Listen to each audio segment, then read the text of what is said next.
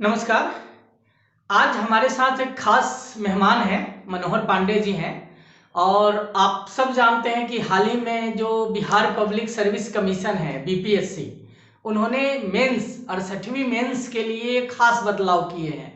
खासकर उन्होंने निबंध का एक पेपर पहली बार इंट्रोड्यूस किया है सिलेबस में। तो आज का जो विषय है, हम निबंध पे बात करेंगे। और खास बात है कि जो बीपीएससी का जो नोटिफिकेशन है, इसमें उन्होंने 300 का निबंध पेपर ऐड किया है। ये पहली बार हुआ है बिहार पब्लिक सर्विस कमीशन में। पहले निबंध का पेपर नहीं होता था। और यूपीएससी में आप देखेंगे कि 250 अंक का 250 का निबंध पूछा जा रहा है। और UPPCS Uttar Pradesh public service commission की बात करें तो वहाँ 150 मार्क्स है, जो 150 नंबर का निबंध आता है। और जो सर हैं मनोहर पांडे जी हैं, ये इन्होंने बहुत अच्छे मार्क्स प्राप्त किए थे आईएएस में। 146 इनके नंबर हैं। और हमने जो सीरीज बनाई है, या आने वाले समय में जो सीरीज मैं बनाऊंगा, जो एडू सक्सेस प्लेनेट पे मैं डालूंगा, उसमें अलग अलग शख्सियत भी होंगे, अलग अलग मेहमान भी होंगे जो सफल कैंडिडेट हैं, जिन्होंने काफ़ी अच्छे मार्क्स प्राप्त किए हैं। उनसे हमारी बातचीत जारी रहेगी ताकि जो स्टूडेंट्स हैं वो लाभान्वित हों, उनको भटकना ना पड़े, मन में कोई कंफ्यूजन ना हो। तो सर, आपका स्वागत है एडू सक्सेस प्लेनेट पे। Thank you. और सर, सबसे पहला सवाल है कि आखिर आपकी नजर में, आपके अनुसार ये निबंध क्या है?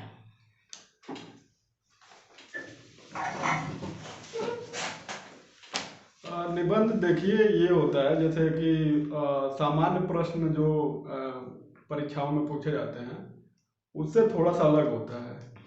क्योंकि निबंध का मतलब ये हो गया कि कोई भी टॉपिक ऐसा टॉपिक है जो उसके बहुत सारे डायमेंशन खुल सकते हैं, लेकिन वो डायमेंशन खुलने के बाद भी मतलब जो टॉपिक है वो अपने आप में एकदम मतलब बधा हुआ जैसे टॉपिक होता है।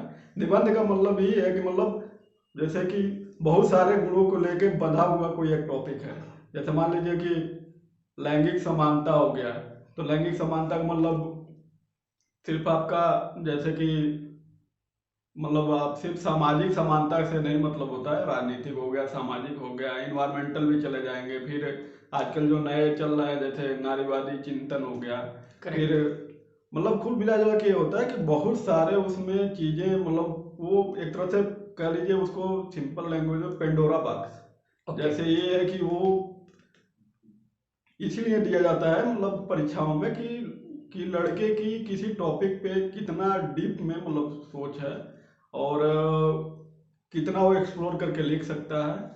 इसीलिए परीक्षाओं में निबंध की भूमिका रहती है। और आजकल जो अभी बीपीएससी में इन्होंने ऐड किया हुआ है उसका रीजन यही है कि वो चाह रहे हैं कि मतलब लड़के का किसी भी टॉपिक पे कितना डीप थॉट है उसकी जांच करना। और यही यूपीएससी में भी इसीलिए रखा गया है और यूपीपीसीएस में भी रखा गया है। और किसी भी एग्जाम में अगर निबंध रखा हुआ है तो इसका मतलब ये है कि वो स्टूडेंट के डीप थॉट को जांचना परखना चाह रहे हैं। और किसी भी जो जो निबंध का टॉपिक है उस पर वो स्टूडेंट का कितना न्यूट्रल थॉट है, फिर वो कितना बैलेंस है, फिर कितना वो रीजनेबल थॉट रखता है, लॉजिकल है। जैसे आजकल ये और भावनाओं में कहीं बह तो नहीं जा रहा, जैसे मान लो पॉलिटिकल आ गया तो फिर कई लोग थोड़ा बायस हो जाते हैं। तो ये है कि जैसे निबंध का मतलब well balance, logical, reasonable thought के साथ ही निबंध को एक्सप्लोर किया जाता है। बहुत बढ़िया। जैसे देखिए, जैसे व्यक्तित्व की परिभाषा दी जाती है कि एक सर्वांगीण विकास होना चाहिए, व्यक्तित्व किसी का अच्छा है मतलब कि सर्वगुण संपन्न। उसी तरह कहीं ना कहीं सर ने क्लियर किया कि जो निबंध है, निबंध जो आपकी थॉट है, आपके व्यक्तित्व का आंतरिक परीक्षण है। और ऐसा परीक्षण है जहां ये उम्मीद की जाती है, ये डिमांड होती है कि उस विषय की डेप्थ नॉलेज हो और एक सिंथेसिस, एक संश्लेषित नॉलेज हो, जहां आप सामाजिक, आर्थिक, राजनीतिक, पर्यावरणीय, नैतिक सारे पक्षों को, सारे आयामों को समेटते हुए एक बधा हुआ एक जो डिमांड है, जो विषय की जो मांग है, आप उस पर केंद्रित रहते हुए पूरा करें, अपने विचार को व्यवस्थित रूप से वैज्ञानिक तरीके से लिखें। सर, जो अहम सवाल है कि क्या करें, मतलब जो स्टूडेंट है, खासकर बिहार सर्विस कमीशन की बात करें, बीपीएससी के लिए आज हम केंद्रित हैं, तो जो बच्चे हैं जो बीपीएससी की तैयारी कर रहे हैं वो क्या पढ़ें, कैसे, नए बच्चे के लिए क्या करेंगे कि उनकी तैयारी कैसे होनी चाहिए, क्या क्या पढ़ें, कैसे करें? जैसे बीपीएससी को अगर केंद्र में रखेंगे तो बीपीएससी में देखिए कि अभी तो डिसाइड नहीं हुआ है कि मतलब कितने निबंध प्रश्न में पूछे जाएंगे, लेकिन अगर 300 नंबर का इन्होंने रखा हुआ है तो ये मान के चलिए कि 2 से ज़्यादा ही निबंध होंगे। तो 2 से ज़्यादा रहेंगे तो ये है कि एक मान लीजिए कि हो सकता है कि बिहार ओरिएंटेड हो, दूसरा हो सकता है कि राष्ट्रीय और अंतर्राष्ट्रीय स्तर पे हो। तो जैसे ये है कि आप बिहार से रिलेटेड अगर मान लीजिए बिहार से रिलेटेड दे भी नहीं भी अगर वो निबंध पूछ रहे हैं तो वो ऐसे ही पूछ सकते हैं। जैसे मान लीजिए एग्रीकल्चर से रिलेटेड उन्होंने कोई दे दिया, जैसे वर्तमान भारत में कृषि की दशा और दिशा। करेक्ट। तो आपको ये है कि जैसे नेशनल इंफॉर्मेशन और बिहार का इंफॉर्मेशन दोनों इंक्लूड करके, और बिहार का जो मान लीजिए एग्रीकल्चर है उसका यूपी के और भी अन्य स्टेट से तुलनात्मक करेक्ट अध्ययन करते हुए आपको लिखना पड़ेगा। और अगर राष्ट्रीय मान लीजिए दे दिया, जैसे मान लीजिए गुटनिरपेक्षता हो गया, फिर भारत की वर्तमान अंतर्राष्ट्रीय नीति, उसमें दशा और दिशा, ये भी पूछ सकता है कि भारत आज वर्तमान में भारत गुटनिरपेक्ष आंदोलन को छोड़ते हुए आगे बढ़ रहा है, क्योंकि आजकल थोड़ा सा जैसे मान लीजिए कि अमेरिका के करीब ज़्यादा है और रसिया के करीब भारत जा रहा है। तो गुटनिरपेक्ष में ये था कि भाई सभी देशों से तटस्थ रहते हुए आपका एक स्वतंत्र अंतर्राष्ट्रीय नीति चलनी चाहिए। ये हो गया। बाकी जैसे मान लीजिए कि सांस्कृतिक निबंध की बात करें तो उसमें ये होता है कि जैसे मान लीजिए कि साहित्य समाज का दर्पण है, ऐसे हो जाते हैं। फिर वर्तमान सिनेमा की दशा और दिशा, ऐसा हो गया। फिर आपका जैसे मान लीजिए कि सिनेमा में सिनेमा के द्वारा भाषाओं का विकास, ऐसे हो गया। फिर अगर बिहार से रिलेटेड भी अगर फिर जाएंगे तो जैसे ये हो गया कि बिहार के ऐतिहासिक परिप्रेक्ष्य में पूछे जाएंगे। तो जैसे मान लीजिए कि प्राचीन काल से इतिहास का, जैसे कि मौर्य साम्राज्य है ये। फिर आप मॉडर्न में चले जाएंगे तो बहुत सारा, जैसे 1857 में जो योगदान रहा है। तो मतलब ये है कि बिहार के कॉन्टेक्स्ट में रहे चाहे फिर नेशनल कॉन्टेक्स्ट में रहे, आपको मतलब कम्बो पैक बनाना पड़ेगा। और कम्बो पैक का मतलब ये है कि जैसे कि मान लीजिए कि नेशनल भी लिखिए और बिहार का उसमें 1-2 पैराग्राफ। जैसे मान लीजिए कि अगर 500 शब्दों में लिखना है तो 100 मान लीजिए 100 का अगर एक पेज में आप लिख रहे हैं तो उसमें मान के चलिए कि 2 पेज आपका बिहार के कॉन्टेक्स्ट में जाना चाहिए। बाकी आपका नेशनल और उसमें इंटरनेशनल भी कॉन्टेक्स्ट आते हैं, तो वो सारी चीज़ों को ऐड करते हुए आप निबंध लिखेंगे। और ये तब क्लियर और हो जाएगा, जैसे मान लीजिए कि जब पहला पेपर हो जाएगा बिहार का तब पता लग जाएगा कि ये मतलब इनका क्या ढांचा है और पूछने का क्या तरीका है। बहुत बढ़िया। देखिए, सर ने स्पष्ट किया कि देखिए 300 का निबंध है तो ये मान के चलिए कि 2 से ज़्यादा निबंध पूछे जाएंगे। और बहुत अच्छी बात कही कि यदि खास, देखिए अगले एपिसोड में हम यूपीएससी निबंध की बात करेंगे, क्योंकि ये राज्य विशेष का एग्जाम है, हम बीपीएससी पे केंद्रित हैं। तो ये ध्यान रखना है कि आपको निबंध में एक तो बिहार स्पेशल निबंध अलग से पूछे जा सकते हैं, और जो भी आप निबंध लिख रहे हैं, चाहे वो इकोनॉमिक टॉपिक पे हो, आर्थिकी पे हो, दार्शनिक पे हो, राजनीतिक पे हो, पर्यावरणीय पे हो, किसी पे भी हो, उसमें आपकी एक बिहार स्पेशल देश राष्ट्रीय अंतर्राष्ट्रीय के साथ साथ एक जो राज्य विशेष की समझ भी होनी चाहिए, जिसका आप पुट डाल सके, उन चीज़ों उन तथ्यों को बहुत क्लियर कर सके, क्योंकि मार्क्स तभी अच्छे आएंगे। और वही बात आ गई कि आपको चीज़ें बड़े क्लियर होने चाहिए। जो कही जाता है कि निबंध व्यक्ति के आंतरिक परीक्षण है, आंतरिक व्यक्तित्व का एक विचार है, परीक्षण है। तो आपको राष्ट्रीय अंतर्राष्ट्रीय आर्थिकी हर चीज की समझ होनी चाहिए, और उस समझ को आप अपने शब्दों में आपको लिखना है, निबंध में अपने विचार लिखने हैं। सर, निबंध की बात करें, आगे हम बात करें, एक बहुत जो स्टूडेंट में एक बड़ा ही कंफ्यूजन होता है, वो बड़े परेशान दिखते हैं कि भूमिका और निष्कर्ष, ये भूमिका और निष्कर्ष भला है क्या? नहीं, जैसे ये देखिए, निबंध कई प्रकार के पूछे जाते हैं। जैसे मान लीजिए कि कुछ निबंध ऐसे होते हैं कि जिसमें कि जैसे कोई कीवर्ड्स दे दिए। ठीक है। कीवर्ड्स मतलब जैसे उसको ले लीजिए आप, जैसे सिंपल, जैसे कि सहकारी संघवाद रख लीजिए। तो ऐसे निबंधों में क्या होता है कि आपको मतलब डिफाइन करके ही स्टार्ट करना पड़ेगा। ठीक है। क्योंकि ये जो जब तक इसको समझाएंगे नहीं कि ये क्या है, तब तक आपका काम नहीं चलेगा। मतलब आप कह रहे हैं कि जो विषय है, हाँ, विषय पहले उसको 25-50 शब्दों में क्लियर करें। मतलब ये एक टाइप का निबंध है, जैसे ये हो ठीक गया। है, अब फिर ठीक है। जैसे मान लीजिए कि दूसरे टाइप का जो निबंध हुआ, ठीक है। जैसे मान लीजिए कि महिलाओं से रिलेटेड पूछ ठीक दिया, है। महिलाओं से रिलेटेड पूछ दिया, चाहे पर्यावरण से रिलेटेड पूछ दिया, चाहे मान लीजिए कि राजनीतिक पूछ दिया या आर्थिक पूछ दिया। तो इसमें ये है कि सबसे बेस्ट है आपके लिए कि आप किसी का, जैसे मान लीजिए कि महिला सशक्तिकरण से पूछ दिया, तो इसमें आप जैसे अम्बेडकर जी का कथन आप यूज कर दीजिए कि मतलब कोई भी समाज कितना डेवलप है उसका पता करने के लिए वहाँ के महिलाओं का दशा दिशा देखना पड़ेगा। बहुत बढ़िया, तो बढ़िया। फर्स्ट हो गया। आर्थिकी में आप आएंगे तो अमर सेन का कोट आप लिख सकते हैं, जैसे बिल्कुल। उनका कि कोई भी देश कितना मतलब आगे बढ़ा हुआ है, वहाँ के गरीब जनसंख्या जो भी है, ठीक है। उसके अनुसार। पर्यावरण में आप आएंगे तो आप लिख सकते हैं, जैसे गांधी जी ने बोला हुआ है कि पृथ्वी लोगों की मतलब आवश्यकताओं को पूरा कर सकती है, लेकिन लालच मतलब लालच को नहीं पूरा कर सकती है। नीड को पूरा कर हाँ। सकती है, ग्रेड नहीं। बहुत बढ़िया। एक वो हो गया। ठीक फिर है। आप जैसे मान लीजिए कि इन्वायरमेंट पे अगर आएंगे तो ये हो गया। फिर आप मान लीजिए कि महिलाओं पे बता ही दिए। सामाजिक हो गया, फिर आर्थिक, इन्वायरमेंट। अब पॉलिटिकल अगर आ रहा है तो पॉलिटिक्स में, पॉलिटिकल अगर निबंध है तो सबसे बेस्ट है आप जैसे अरस्तु, प्लेटो, क्या नाम है कि जॉन लॉक, मोंटेस्क्यू, रूसो, इन लोग के कथन आप आराम से यूज कर सकते जो हैं। दार्शनिक हाँ, विचारक हाँ, हैं उनके कथन हम कोई दिक्कत इस्तेमाल नहीं कर होगी। सकते। और सबसे बेस्ट है कि जैसे मान लीजिए कि निबंध में ये हो गया, जैसे मान लीजिए स्टार्टिंग, करेक्ट। तो ये हो गया ये भूमिका। मतलब भूमिका की बात हो आपने गया। की। ठीक है। भूमिका के बाद आपको क्या करना है कि उसके बाद आपको जैसे ये कि थोड़ा सा फिर आपको लिखना पड़ेगा। जैसे मान लीजिए महिलाओं से रिलेटेड ले लीजिए। ठीक है।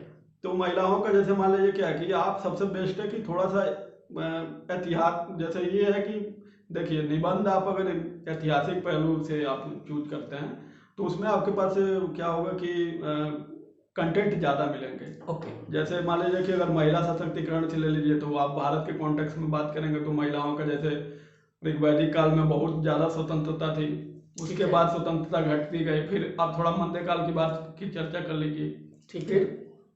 फिर उसको ओपन करिए। ठीक है। ओपन में ये जैसे महिलाओं को मान लीजिए सामाजिक में आ जाइए। सामाजिक में महिलाओं को क्या दशा है, जैसे पेट्रियार्की माइंडसेट लोग हैं। फिर ये सारी चीज़ों का जैसे मान लीजिए भ्रूण हत्या, अभी सती प्रथा, ये सारी चीज़ें मॉडर्न हिस्ट्री में। प्रेजेंट टाइम में ये है कि मान लीजिए कि संविधान जब से लागू हुआ तब से ये सब चीज़ें खत्म हो गई हैं। एक तरह से आप भूमिका के बाद ये बॉडी की बात, ये बॉडी की बात। लेकिन ये जब लिख लेंगे तो फिर ये है कि ये तो हो गया। देखिए इस निबंध को पहले ये है कि जैसे सकारात्मक और नकारात्मक दोनों पहलू पे आपको लिखना है। ठीक है। तो ये देखिए एक बहुत अच्छी बात है कि आपको भूमिका आपने स्टार्ट की। सर ने कहा जो मेन बॉडी है, बॉडी को आपको आयामों में बांटना है, सामाजिक, दार्शनिक, आर्थिक, राजनीतिक, जितने आप आयाम खोल सकते हैं।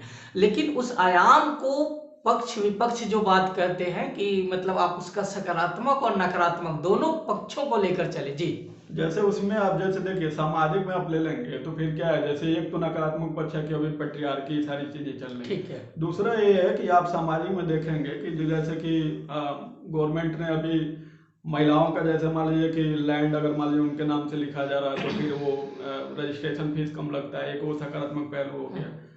फिर ऐसे जो सरकार की योजनाओं को आपको साथ में इंक्लूड करना है। जैसे मान लीजिए जो भी चल रहा है। फिर आप आर्थिक में आएंगे तो ग्लोबलाइजेशन के बाद महिलाओं पे बहुत सारे पॉजिटिव इम्पैक्ट पड़े हुए हैं। ठीक है। लेकिन निगेटिव ये है कि महिलाओं को कोमोडिफिकेशन हो गया है। फिर आपका जो ऐड में, किसी भी ऐड में महिलाओं का चित्र का वो हो जाता है। फिर कार्यस्थल पे यौन शोषण वाला मामला है। इन्वायरमेंट में आप आएंगे तो इन्वायरमेंट में ये है कि जैसे मान लीजिए कि महिलाओं का जैसे आप चिपको आंदोलन से ऐड जोड़ लेंगे। फिर महिलाओं को ये माना जाता है कि सबसे बेस्ट क्या नाम है कि जैसे इन्वायरमेंटलिस्ट टाइप के होते हैं, क्योंकि उनका जैसे भावनात्मक समझ पुरुषों की अपेक्षा बढ़िया माना जाता है। फिर आपके जैसे पॉलिटिकल आएंगे। पॉलिटिकल में ये है कि जैसे मान लीजिए कि आपने बताया कि जैसे हमारे इंडिया में भी मान लीजिए 13-14% हो गए हैं, लेकिन वही आपको तुलना करना, जैसे मान लीजिए अफ्रीका के 2 कंट्री है, रवांडा है, युगांडा है, उसमें क्या है कि हम लोगों से ज़्यादा है। लेकिन फिर वही भारत में लौटेंगे तो आपको ये भी लिखना पड़ेगा कि जो यहाँ पॉलिटिकल लेवल पे महिलाएं सक्सेसफुल हैं, उनका बैकग्राउंड बहुत मजबूत है। ओके। क्योंकि ये आपको काटना पड़ेगा, आपको हर जगह ये दिखलाना पड़ेगा कि मतलब जो गरीब है और दबा है वो जो सफलता की जो सीढ़ी चढ़ रहे हैं लोग, जैसे दलितों में आप एग्जांपल ले सकते हैं, टीना डाबी का ही दे दीजिए। ठीक है। तो टीना डाबी सफल है, दलित है, लेकिन उनका बैकग्राउंड क्या है, क्लास 1 में है। तो ये आपको दिखलाना। फिर आप इंडिया और अमेरिका में चले जाइए। जैसे इंडिया के बोलते हैं कि भाई डेमोक्रेसी बहुत खिचड़ी है, लेकिन हमारे यहाँ क्या आज़ादी के 20-25 साल बाद ही प्राइम मिनिस्टर और राष्ट्रपति बन गया। अभी अमेरिका में कोई राष्ट्रपति नहीं बन पाया। सही बात है। तो ये तुलना कर सकते हैं। उसके बाद लास्ट में ये आएंगे, जैसे मेन बात ये है कि अब उसके बाद ये सब बॉडी पोर्शन है, ये लिखते लिखते आप आएंगे तो ये आराम से मतलब 500-600 शब्दों तक आ जाएगा। सामाजिक, आर्थिक, एनवायरमेंट। कंक्लूड करने का ये होता है, कंक्लूजन आपका हमेशा फ्यूचरिस्टिक होना चाहिए, भविष्य। और देखिए निबंध में सरकार की योजनाएं भी आनी चाहिए, संवैधानिक प्रावधान भी आप लिखते हैं बहुत बढ़िया है। सही बात है। वो सारी चीजें आनी चाहिए। एसडीजी की भी बात हो, एसडीजी की बात कर दीजिए। फिर आपका जो महिलाओं से ओरिएंटेड जो बॉडी काम करे, जैसे अपने मान लीजिए कि महिला आयोग हो गया, चाहे जो भी चीजें हो गई, फिर महिला आयोग चाहे जो भी ये सब आयोग काम कर रहा है, उस पर कंट्रास्ट भी करिए कि ये लोग मतलब काम भी उतना बढ़िया नहीं करते हैं लोग। जैसे मान लीजिए कहीं कहीं ये लोग उठाते हैं जो प्रभावशाली लोगों का, अगर मान लीजिए कोई वैसा मामला है तो ये संज्ञान लेते हैं, लेकिन दबे कुचले जो आदिवासी हैं उनका बात नहीं उठाते हैं। लेकिन हाँ, अब आएंगे हम लोग कंक्लूड पे। ठीक है। कंक्लूजन में भी आप 2 तरह से कर सकते हैं। इसमें भी या तो कथन से आप समाप्त करिए, ठीक है, नहीं तो फिर आप फिर ये कोई मान लीजिए फ्यूचरिस्टिक कोई वैसा, जैसे मान लीजिए कि उपरोक्त चीज, जैसे ऐसे भी लिख सकते हैं निष्कर्ष कि उपरोक्त बातों से ये निष्कर्ष निकलता है कि महिलाओं ने अभी मतलब बहुत सारी दूरी तय कर ली है, लेकिन अभी उनको और आगे जाने के लिए अभी बहुत सारी दूरी उनको यात्रा करनी है। अब फिर अगर मान लीजिए कि कथन से आप समाप्त करना चाहते हैं तो विवेकानंद का आप कथन ऐड कर सकते हैं कि समाज में महिला और पुरुष हवाई जहाज के 2 पहिए हैं, अगर एक पहिया मान लीजिए उसमें से अगर खराब चल रहा है तो फिर हवाई जहाज का कोई महत्व नहीं रह जाएगा। इसलिए महिलाओं का मतलब क्या है, समाज का संतुलित विकास करने के लिए मतलब समाज के सभी हितधारकों और जो भी लोग हैं उनका विकास होना चाहिए। उसमें महिलाओं का मतलब अच्छी तरह से विकास होना चाहिए। और इसमें एक और चीज आप लिख सकते हैं कथन में कि जैसे मान लीजिए कि बोलते हैं कि एक पुरुष अगर मान लीजिए शिक्षित होता है तो एक आदमी का विकास होता है, एक महिला अगर पढ़ती है तो एक परिवार का विकास होता है। करेक्ट। तो ये सारी चीजें मतलब देखिए 500 का अगर मान लीजिए 500 वर्ड्स में आपका निबंध लिखना है तो हर 100 शब्द पे एक कथन आना चाहिए। ओके। जैसे मान लीजिए विवेकानंद, अम्बेडकर, दयानंद सरस्वती, ये सारे लोगों ने बहुत सारी बातें कही हुई महिलाओं से रिलेटेड। महिलाओं का सबसे बड़ी बात है देखिए सामाजिक है, आर्थिक है, इन्वायरमेंट में भी है। क्योंकि इन्वायरमेंट में आप जैसे अमृता बिश्नोई का चर्चा कर सकते हैं, जो बिश्नोई समाज की वो हिरन वाले में है लोग। तो महिलाओं का हर सेक्टर में रहा है। लेकिन हाँ, सबसे बड़ी बात है कि आपको बैलेंस लिखना, ये नहीं है कि मतलब सफलता दिखलाते दिखलाते एकदम बिल्कुल सफलता ही दिखला दी।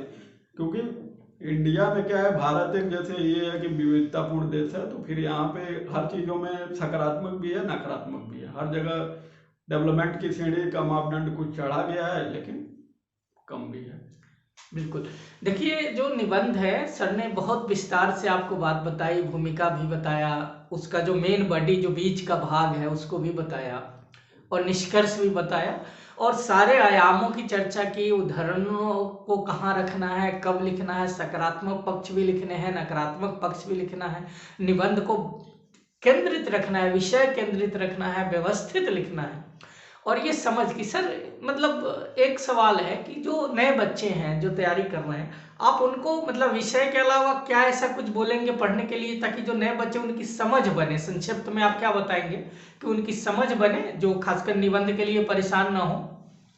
इसके लिए यही कहा जा सकता है कि जैसे कि एक तो कोई मैगजीन आप पढ़ सकते हैं, मतलब कोई जैसे मान लीजिए कि क्रॉनिकल है, जहाँ प्रतियोगिता नियमित। हाँ नियमित। और खास तौर से उसमें जैसे मान लीजिए कोई भी मैगजीन आप पढ़ रहे हैं तो जो शुरू के 4-5 जो लेख रहते हैं, खास तौर से होलिस्टिक लिखे रहते हैं, करेक्ट, उसको अच्छी तरह से पढ़ना है। ठीक है। और ये है कि एक न्यूज़पेपर, ठीक है, और न्यूज़पेपर के अलावा जैसे मान लीजिए आप दैनिक जीवन में भी आप जैसे मान लीजिए कि घूम रहे हैं, जा रहे हैं, यात्रा कर रहे हैं, तो फिर ये थोड़ा आँख नाक खोल के रखिए ओके। कि जैसे मान लीजिए कि महिलाओं से ही मैं बात कर रहा हूँ, तो जैसे मान लीजिए कोई गरीब लड़की है, बर्तन साफ कर रही है, तो फिर आपको, अब आप संवेदनशील है तो वहीं से आपका थॉट उपजना चाहिए कि उस बच्ची का कितने अधिकारों का हनन हो रहा है, तो वहां से आप चीज़ों को और कर सकते हैं। दूसरा ये है कि कोई जो मान लीजिए सफल हो रहा है किसी भी क्षेत्र में है, चाहे जो, तो उसका पॉजिटिव और नेगेटिव जरूर देखा करिए। अगर वो देखेंगे तो अपने आप ही धीरे धीरे कंटेंट डेवलप होगा। और सबसे बड़ी बात ये है कि जैसे अभी पिछले वाले में हम बता रहे थे कैसे निबंध लिखना है, तो निबंध में देखिए कि एक चीज और मैं बता दूं कि निबंध लिखते वक्त निबंध, जैसे मान लीजिए कि 3 निबंध है, तो उसमें चुनाव जो करने वाला जो मामला है, ये बहुत आपको मतलब बैलेंस होकर चुनाव करना पड़ेगा। नहीं तो कई बार क्या होता है कि आप निबंध लिख रहे हो, फिर एक ही पेज के बाद आपका कंटेंट खत्म हो गया। करेक्ट। तो ये करना है।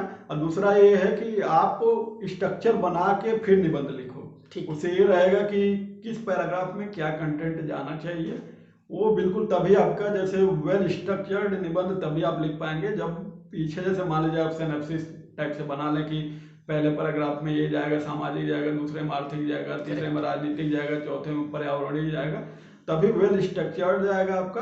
तो ये ध्यान रखें कि निबंध लिखने से पहले वेल मतलब ये कि सिनॉप्सिस बना लें, स्ट्रक्चर बना लें। थोड़ा टाइम उसमें लगता है, तो लोगों को ये लगता है, कई लोग नहीं बनाते कि भाई हम क्यों वहाँ टाइम खर्च करें, तो ये आप ध्यान रख सकते हैं। बाकी कंटेंट के लिए वही आप रेगुलर एक मैगजीन, न्यूज़पेपर कोई भी पढ़ सकते हैं, हिंदी इंग्लिश जो भी है। और सबसे बड़ी बात है, आंख नाक खोल के हर चीज़ों का मूल्यांकन अपने खुद करें, निगेटिव पॉजिटिव, और अपना खुद एक थॉट डेवलप करें।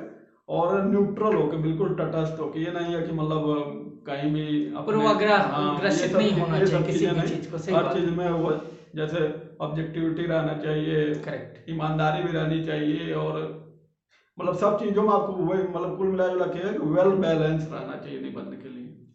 देखिए सर ने क्लियर कहा कि सबसे डरने की कोई ज़रूरत नहीं है, आप तटस्थ रहिए, आँख का नाक जो बोलते हैं ना खुला रखना, मतलब कि आप पूरा ओपन रहिए, पूरी तरह से पढ़ाई करिए। पढ़ाई के साथ साथ जो मैगजीन्स है, कोई भी जो करंट की मैगजीन है, या ऐसे भी बहुत सारी मैगजीन आती है इन्वायरमेंट से रिलेटेड, इकोनॉमी से रिलेटेड, कुछ साहित्यिक मैगजीन भी आती है, जैसे आजकल की मैगजीन आती है। तो थोड़ी आपकी भाषा हिंदी हो, अंग्रेजी हो, कोई भी हो, थोड़ी भाषा की व्याकरणिक शुद्धता भी होनी चाहिए। इसके लिए आप पढ़ेंगे थोड़ी अच्छी प्रतिष्ठित मैगजीन, आपकी भाषा भी अच्छी होगी। आपको कम से कम 1-2 अखबार का संपादकीय भी पढ़ना है। इससे भाषा के साथ साथ आप समझ पाएंगे कि कैसे कंटेंट को व्यवस्थित रखना है, कहाँ किन चीज़ों को लिखना है, छोड़ना है। और जो आपका जीएस पेपर है, जो भी आपने जीएस पेपर रखा, आपका जीएस पेपर जो भी पढ़ रहे हैं किताब से, उसको भी क्लियर कंसेप्ट रखिए और समाज को भी समझने का प्रयास करिए। डरिए नहीं, सर की बातों को अपनाइए। आने वाले वीडियो में हम और भी इससे रिलेटेड बहुत सारी बातें करेंगे निबंध के बारे में, और हम चाहेंगे कि कुछ अच्छे मॉडल हम शेयर करें देर सवेर इस वीडियो पे। सर आपका बहुत बहुत धन्यवाद, आप हमारे साथ आए, और खासकर जो स्टूडेंट्स के लिए आपने इतनी सारी बातें बताई। हम नेक्स्ट एपिसोड में सर से एक और गुजारिश करेंगे कि सर के साथ हम कुछ किताब, कुछ मैगजीन्स, कुछ लेख के साथ चर्चा करें, ताकि आपको ये कंसेप्ट क्लियर हो पाए कि कैसे निबंध को लिखते हैं। और एक चीज़ ध्यान रखिएगा कि आज से आप आदत डालिए, थोड़ा बहुत लिखने की आदत हो, और एक रफ पेज किया करिए लिखने से। सर ने जो बहुत खूबसूरत बात बताई आपको कि एक स्ट्रक्चर होना चाहिए, कि किसी भी निबंध लिखने से पहले मान लिया कि आपको 2 निबंध पूछा जा रहा है या 3 निबंध, तो आप कम से कम 5 मिनट स्ट्रक्चर बनाए जिस निबंध को आप लिख रहे हैं, फिर आप निबंध को लिखें, ताकि आप भटकेंगे नहीं और एक स्ट्रक्चर तैयार होगा, तो बीच में आपकी कलम नहीं रुकेगी और वो व्यवस्थित निबंध होगा।